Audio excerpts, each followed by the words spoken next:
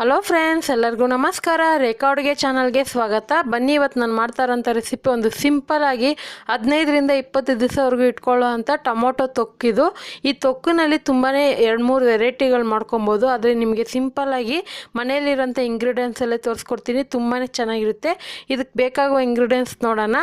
ಇಲ್ಲಿ ನಾನು ಹುಳಿ ಟೊಮೊಟೊ ಒಂದು 4 ತೊಗೊಂಡಿದ್ದೀನಿ. ನೋಡಿ, ಈ ಸೈಜ್ದು ತಗೊಂಡು ಚೆನ್ನಾಗಿ ತೊಳೆದು ಇದನ್ನು ಕಟ್ ಮಾಡಿ ಇಟ್ಕೊಂಡಿದ್ದೀನಿ. ಮತ್ತು 1 ಟೇಬಲ್ ಸ್ಪೂನ್ ಕಡಲೆಬೇಳೆ, 1 ಟೇಬಲ್ ಸ್ಪೂನ್ ಉದ್ದಿನಬೇಳೆ ಬೇಕಾಗುತ್ತೆ.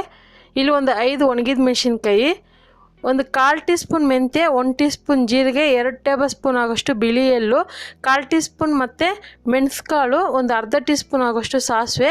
ಇಲ್ಲಿ ಚಿಕ್ಕ ಗೋಲಿ ಗಾತ್ರದಷ್ಟು ಹುಣಸೆ ಹಣ್ಣಿದು, ಆಪ್ಷನಲ್ಲು ಬೇಕು ಅಂದರೆ ಯೂಸ್ ಮಾಡ್ಕೊಳ್ಳಿ. ಒಗ್ಗರಣೆಗೆ ಸ್ವಲ್ಪ ಕರಿಬೇವು, 2 ಒಣಗಿದ ಮೆಣಸಿನ್ಕಾಯಿ, ಅರ್ಧ ಟೀ ಸ್ಪೂನ್ ಅರಿಶಿನ ಪುಡಿ, 1 ಟೀ ಸ್ಪೂನು ಖಾರದ ಪುಡಿ ಮತ್ತು ಸ್ವಲ್ಪ ಕೊತ್ತಂಬರಿ ಕಟ್ ಮಾಡಿ ಇಟ್ಕೊಂಡಿದ್ದೀನಿ. ಹಾಗೆ ರುಚಿಗೆ ತಕ್ಕಷ್ಟು ಉಪ್ಪು, ಒಗ್ಗರಣೆಗೆ ಎಣ್ಣೆ. ಈಗ ಯಾವ ರೀತಿ ಮಾಡೋದಂತ ನೋಡೋಣ. ಮೊದಲಿಗೆ ಒಂದು ಫ್ರೈ ಪ್ಯಾನ್ ಇಟ್ಕೊಂಡು ಇಲ್ಲಿ ಒಂದು 3 ಟೇಬಲ್ ಸ್ಪೂನು ಎಣ್ಣೆ ಹಾಕಿ ಇಟ್ಕೊಂಡಿದ್ದೀನಿ. ಇವಾಗ ನಾನು ಟೊಮೊಟೊನೆಲ್ಲ ಕಟ್ ಮಾಡಿದ್ನಲ್ಲ ಅದನ್ನು ಹಾಕ್ಕೊತಾ ಇದ್ದೀನಿ. ಈ ತೊಕ್ಕಿಗೆ ಹುಳಿ ಟೊಮೊಟೊನ ಯೂಸ್ ಮಾಡಿ ಟೇಸ್ಟ್ ತುಂಬಾ ಚೆನ್ನಾಗಿರುತ್ತೆ ಮತ್ತು ತುಂಬ ದಿವಸನೂ ಬಾಳಿಕೆ ಬರುತ್ತೆ.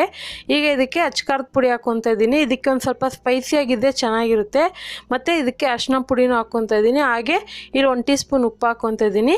ಇದೆಲ್ಲ ಹಾಕ್ಕೊಂಡು ಲೋ ಫ್ಲೇಮಲ್ಲೇ ಇದನ್ನು ಕಡಿಮೆ ಉರಿ ಇಟ್ಕೊಂಡೇ ಬೇಯಿಸ್ಕೋಬೇಕು. ಯಾಕಂದರೆ ಇದು ಹೈ ಫ್ಲೇಮಲ್ಲಿ ಇಟ್ಕೊಂಡ್ರೆ ಸೀದೋಗ್ಬಿಡುತ್ತೆ ಮತ್ತು ಬೇಗನೆ ಬೇಯುತ್ತಲ್ವ. ಹಂಗಾಗಿ ಆದಷ್ಟು ಎಣ್ಣೆ ಬಿಡೋವರೆಗೂ ಚೆನ್ನಾಗಿ ಬೆಂದು ಟೊಮೊಟೊ ಎಲ್ಲ ಸ್ಮ್ಯಾಚ್ ಆಗೋ ಥರ ಬೇಯಿಸ್ಕೋಬೇಕು. ಇದನ್ನು ನಾನು ಇನ್ನೊಂದು ಸ್ಟವ್ ಮೇಲೆ ಇಟ್ಕೊಂಡು ಇನ್ನೊಂದು ಕಡೆ ಫ್ರೈ ಮಾಡೋ ಅಂಥ ಮಸಾಲೆ ಇದೆ, ಅದನ್ನು ನೋಡೋಣ. ಇವಾಗ ಇದನ್ನು ಪಕ್ಕಕ್ಕೆ ಇಟ್ಕೊಂಡು ಫ್ರೈ ಮಾಡೋದು ನೋಡೋಣ. ಅದನ್ನು ಬೇಯ್ತಾ ಇರಲಿ. ಅಷ್ಟೊತ್ತಿಗೆ ಒಂದು ಬಾಣಲೆ ಇಟ್ಕೊಂಡು ಇದಕ್ಕೆ ತಗೊಂಡಿರುವಂಥ ಉದ್ದಿನಬೇಳೆ, ಕಡಲೆಬೇಳೆ ಮತ್ತು ಜೀರಿಗೆ, ಮೆಂತ್ಯ ಸ್ವಲ್ಪ ಕಡಿಮೆ ಹಾಕ್ಕೊಳ್ಳಿ. ಯಾಕಂದರೆ ಜಾಸ್ತಿ ಹಾಕಿದ್ರೆ ಕಹಿ ಬಂದುಬಿಡುತ್ತೆ. ಫಸ್ಟ್ ಇದನ್ನು 1 ನಿಮಿಷ ಹುರ್ಕೊಬಿಡೋಣ.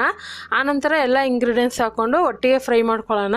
ಯಾಕಂದರೆ ಕಡಲೆಬೇಳೆ, ಉದ್ದಿನಬೇಳೆ ಫ್ರೈ ಆಗೋದಕ್ಕೆ ಸ್ವಲ್ಪ ಸಮಯ ತಗೊಳುತ್ತೆ, ಅದಕ್ಕೋಸ್ಕರನೇ. ಇವಾಗ ಆದಷ್ಟು 1 ನಿಮಿಷವರೆಗೂ ಫ್ರೈ ಮಾಡಿದ್ದೆ. ಇವಾಗ ಉಳಿದಿರೋ ಇಂಗ್ರೀಡಿಯೆಂಟ್ಸ್ ಹಾಕ್ಕೊತಾ ಇದ್ದೀನಿ.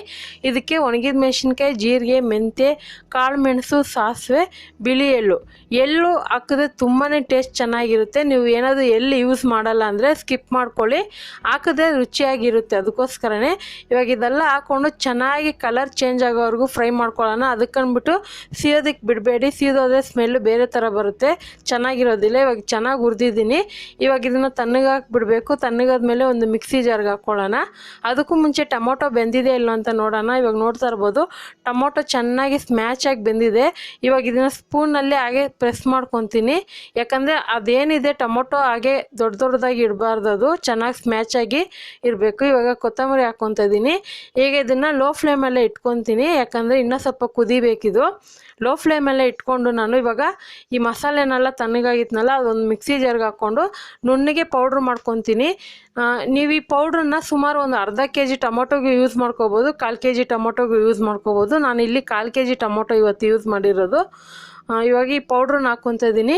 ಈ ಪೌಡರೇ ನಿಮಗೆ ಜಾಸ್ತಿ ಬೇಡ ಅಂದರೆ 1 ಸ್ಪೂನು 2 ಸ್ಪೂನ್ ಹಾಕಿಟ್ಬಿಟ್ಟು ಉಳಿದಿರೋದನ್ನ ಒಂದು ಏರ್ಟೈಟ್ ಬಾಕ್ಸ್ಗೆ ಹಾಕಿಟ್ಕೊಂಡ್ರೆ ಒಂದು 2 ತಿಂಗಳವರೆಗೂ ಬರುತ್ತೆ.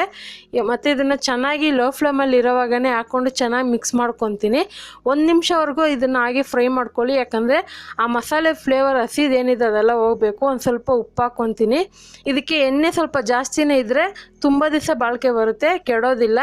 ಇವಾಗ ಇದು ಚೆನ್ನಾಗಿ 1 ನಿಮಿಷ ಫ್ರೈ ಮಾಡಿದ್ನಲ್ಲ, ಇವಾಗ ಸ್ಟವ್ ಆಫ್ ಮಾಡಿಕೊಂಡು ಪಕ್ಕಕ್ಕೆ ಇಟ್ಕೊಂಡು ಒಗ್ಗರಣೆ ಹಾಕ್ಕೊಳ್ಳೋಣ. ಇವಾಗ ಒಗ್ಗರಣೆಗೆ ಇಲ್ಲಿ ಒಂದು 3ರಿಂದ 4 ಟೇಬಲ್ ಸ್ಪೂನ್ ಎಣ್ಣೆ ಹಾಕ್ಕೊಂಡಿದ್ದೀನಿ. ಎಣ್ಣೆ ಬಿಸಿ ಆದಮೇಲೆ ಇದಕ್ಕೆ ಸಾಸಿವೆ ಮತ್ತು ಕರ್ಬೇವಿನ ಸೊಪ್ಪು, ಇಂಗು, ಒಣಗಿದ ಮೆಣಸಿನ್ಕಾಯಿ ಹಾಕ್ಕೊತಾ ಇದ್ದೀನಿ. ಇದೆಲ್ಲ ಹಾಕ್ಕೊಂಡು ಚೆನ್ನಾಗಿ ಫ್ರೈ ಮಾಡಿದ್ಮೇಲೆ ಡೈರೆಕ್ಟಾಗಿ ಇದನ್ನು ನಾನು ಆ ಟೊಮೊಟೊ ತೊಕ್ಕಿಗೆ ಹಾಕ್ಕೊತಾ ಇದ್ದೀನಿ.